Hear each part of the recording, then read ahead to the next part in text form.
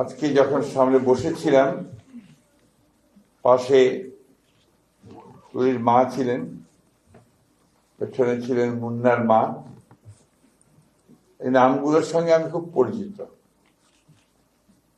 আমি প্রথম যখন উত্তরায় ছিলাম তখন মুন্নার বাবা, তিনি দক্ষিণখানে থাকতেন। তিনি প্রথম এসে একদিন আমাকে বললেন, স্যার আমার ছেলেটাকে তো পাচ্ছি না, একটু গুম হয়ে গেছে, গুম হয়ে পাচ্ছি না। ব্যাপার যে রাতে পুলিশ এসেছিল, এসে তুলিয়ে গেছে, তারপরে এখন পর্যন্ত কোনো খবর নেই। এই শুরু হলো পিতার সন্তানকে খোঁজ করা। মাসের পর মাস, বছর ধরে খোঁজ করেছে, এমন একটা জায়গা নেই যাওয়ার দিয়েছে, এমনকি ভারতে গেছে, সিমলাতেও গেছে, এবং শেষে অসুস্থ হয়ে মারা গেছে। মুন্নার মা খুব কষ্ট করে এখন ছেলেদের সঙ্গে থাকে, এত অপর মেয়ের সঙ্গে থাকে। প্রত্যেকটি পরিবার অনেক কষ্ট করেছে, করছে এখনো। তাদের ছেলে মেয়েদের ভবিষ্যৎ অনিশ্চিত। আমরা বিভিন্ন জায়গায় বিভিন্ন ভাতা দিচ্ছি, অথচ এই পরিবারগুলোকে, তাদের সন্তানগুলোকে মানুষ করবার জন্য, বেঁচে থাকবার জন্য, ভালোভাবে একটু জীবন যাপন করবার জন্য আমরা এখন পর্যন্ত কিন্তু কোনো উদ্যোগ গ্রহণ করিনি। আমি আজকে আপনাদের সামনে বলছি যে আমি ফিরে গিয়েই আমি মাননীয় প্রধানমন্ত্রীর কাছে একটা চিঠি লিখব যে আমাদের এই পরিবারগুলোকে সরকারের তরফ থেকে ভাতা দেওয়াটা অত্যন্ত জরুরি, তাদের ভবিষ্যৎ, এটা তাদের প্রাপ্য। আজকে আমরা নির্বাচন করেছি, কেউ মন্ত্রী হয়েছি, কেউ এমপি হয়েছি, কেউ বড় বড় চাকরি করছি, আমাদের সচিব মহোদয় এখানে আছেন, সবাই আমরা ছবি তৈরি করছি, কিন্তু যারা এর জন্যে চলে গেছে তারা কিন্তু সন্তানরা একটা অনিশ্চিত ভবিষ্যতের মধ্যে পড়ে আছে। অন্তত এইটুকু বোধহয় আমরা করতে পারি, তাদের ভবিষ্যৎটাকে একটু সুন্দর করার চেষ্টা করতে পারি, তাহলেই আমাদের সরকারে আসাটা সার্থক হবে, তা না হলে হবে না বলে আমি মনে করি। আমি বক্তব্য দীর্ঘ করবো না। আমি এই সারাটা সংগ্রামে যে হিরো সঞ্জিদা তুলি, যে আমাকে অনুপ্রেরণা জুগিয়েছে, তাকে আমি সবসময় স্মরণ করি, মনে করি, এবং তাকে সত্যিকার অর্থে আমি তাকে হিরো মনে করি। ওই সময়টা আমি জানি এককভাবে কিভাবে লড়াইতে লড়েছে, কিভাবে এককভাবে জেনেভা চলে গেছে, হিউম্যান রাইটস কমিশনে কথা বলেছে। এই মেয়েটা তখন কেউ কথাও শুনতে চাইত না, ভয় পেত।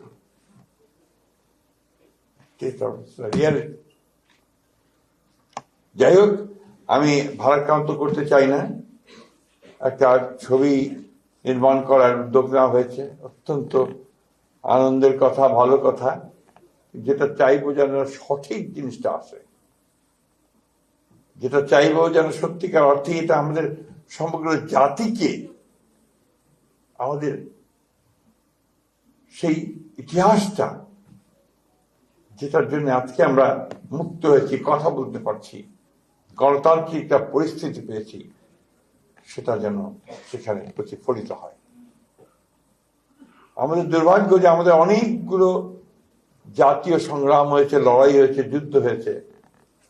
তা আমার কাছে মনে হয়েছে যে 52 ভাষা আন্দোলন ছাড়া আর কখনো খুব বেশি উচ্চমানের সাহিত্য বা কবিতা খুব একটা আসেনি আমার কাছে মনে হয়েছে। আমি জানি না শহীদ ভাই কি মনে করবেন, আমি সেভাবে আসেনি। আমি আশা করব যে এবারকার যে লড়াইটা, যে সংগ্রামটা, যে আত্মত্যাগ, এই ব্যাপারে আমরা যে উদ্যোগগুলো নিচ্ছি, সেই উদ্যোগ যেন সেই মানের যায়, সেই মানের হয়, যাতে করে আমরা গোটা পৃথিবীতে রিপ্রেজেন্টেড হতে পারি। আমাদের মায়ের ডাকের যারা বাচ্চারা আছে, অনেক বড় হয়ে গেছে। আমি ছোট্ট ছোট্ট দেখেছি, ছোটটা যখন আপনার এখানে দাঁড়িয়ে থাকতো, বিশ্রাম পেত না, চেয়ারের উপর দাঁড় করিয়ে দিতাম আমরা, ওখান থেকে সে বলতো আমি আমার বাবার হাত ধরেই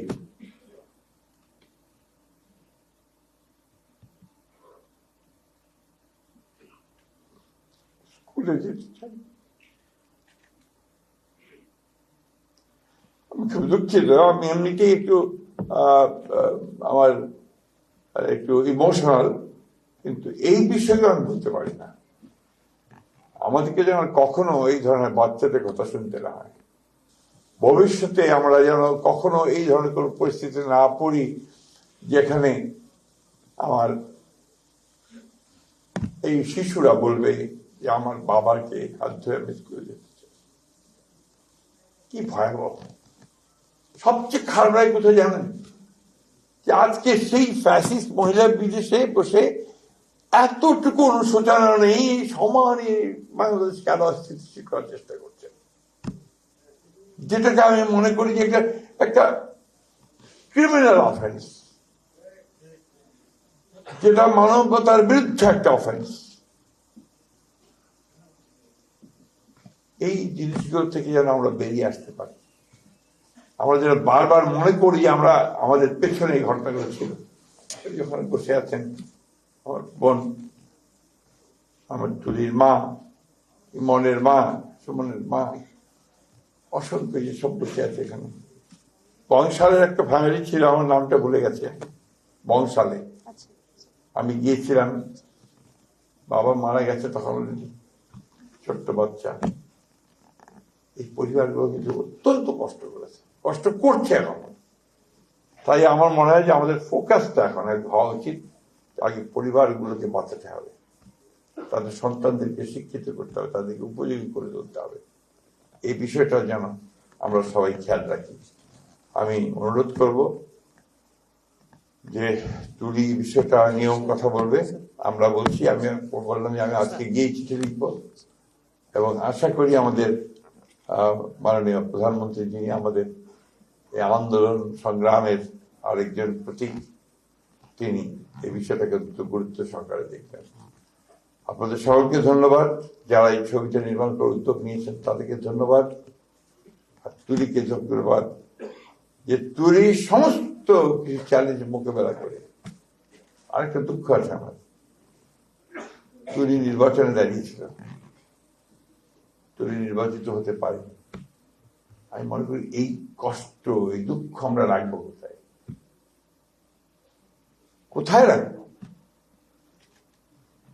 যে মেয়েটা সংগ্রাম করলো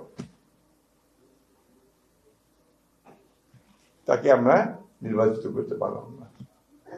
আমাদের ফেইলিয়ার, আমাদের ব্যর্থতা জাতি হিসেবে লজ্জা।